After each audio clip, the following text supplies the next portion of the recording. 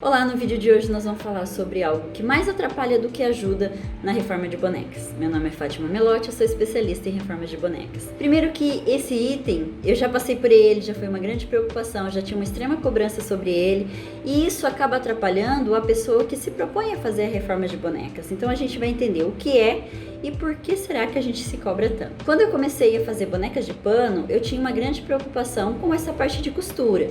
E depois quando eu migrei, que hoje é o meu principal trabalho, que é a reforma de bonecas, assim como ensinar as alunas a fazerem a reforma de bonecas através das técnicas que eu uso, padrão que eu fui percebendo que facilitava o nosso trabalho com coisas bem simples, e essas alunas também se questionam e se cobram sobre isso. A primeira grande preocupação é com a parte de costura, e eu sempre ressalto que a pessoa não precisa nem ter uma máquina de costura para começar a fazer reforma de bonecas, uma vez que a reforma de bonecas que a gente se propõe, e aquilo que eu ensino no curso, é de que não é só a costura é uma das partes do que a gente se preocupa com qualidade e estética nessa renovação da boneca.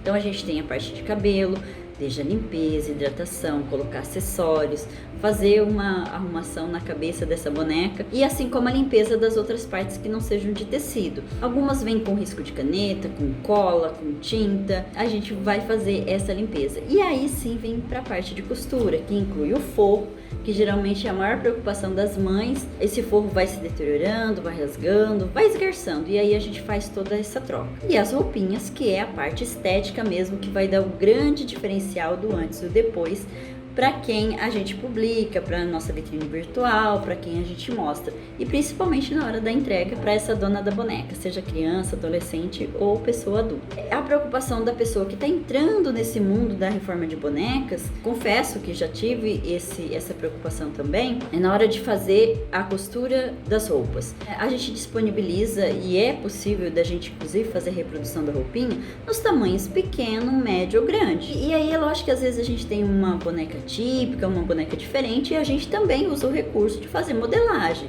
Então tirar medidas, e a gente já vai também pelo padrão que a gente já conhece. A maioria a gente vai fazer shortinho, ceroula, coloca uma tiara, um sapatinho e um vestidinho. Esses são os itens básicos que a gente oferece nas primeiras reformas, e tudo que vai se acrescentar a gente também coloca um preço à parte, mas geralmente isso é o que a gente entrega como básico para o nosso cliente, né? E vai depender também da conversa, o que é que a pessoa quer. E aí a preocupação de quem começa a fazer reforma de bonecas é fazer um padrão de roupas pensando nas roupas de pessoas. Eu mesmo já fiz 2 vezes corte e costura lá na adolescência, mas assim, não era foco, então fiz o mínimo que era para obter o certificado. Já depois de casada, eu tinha interesse tanto para fazer para os alunos que eu tinha, na época eu tinha uma escolinha de educação infantil e também trabalhava com isso, é um sistema público, e eu queria fazer roupas.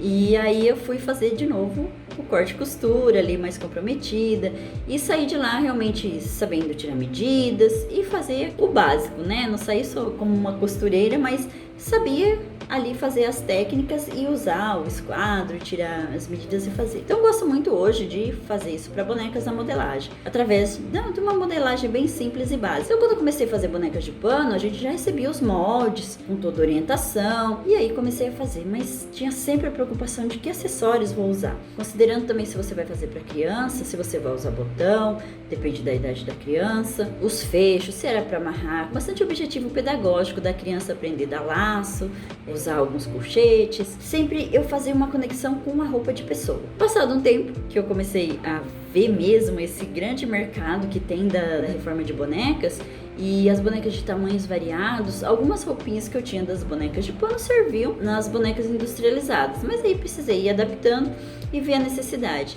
E aí que vem isso que é a preocupação que eu vejo em quem começa. Ter sempre a referência de roupas de pessoas para colocar nas bonecas. Ainda essa semana ocorreu um fato que eu falei, poxa vida, isso daí precisa ser dito para que a pessoa não precise passar por esse processo e ela já se anteveja de que não é assim que a gente deve se preocupar, né? O que tem de comum? A gente vai fazer o modelo de acordo com as medidas da boneca, ou a gente vai ver se a boneca se encaixa no tamanho pequeno, médio ou grande. A criança, ou mesmo se for para decoração, para um adolescente ou adulto, a pessoa adulta vai querer trocar essa roupa. Não só por se tá suja, que ficou lá decorada, mas pela beleza mesmo da roupinha da boneca. E a criança tem toda a história, imaginação, faz de conta envolvido e ela vai trocar a roupinha da boneca. Então, enquanto algumas pessoas falam assim, mas eu não sei por zíper. As bonecas de reforma, você não precisa se preocupar com isso. A ceroula é apenas, ou você vai amarrar com cordão, ou você vai colocar um elástico. Então coloca, tira.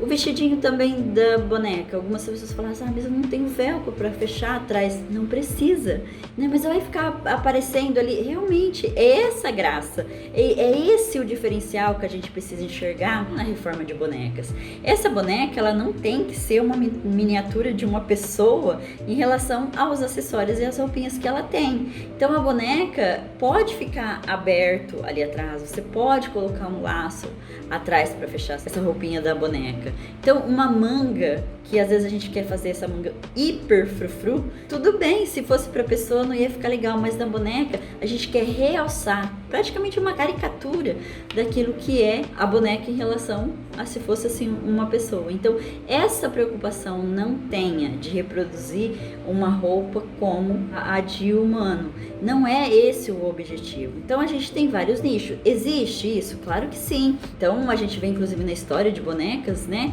de que havia bonecas feitas exatamente para serem ali um manequim. Então não é esse caso quando a gente se propõe a fazer a renovação e fazer as roupinhas para as bonecas como bonecas bebês, que são para brincadeiras.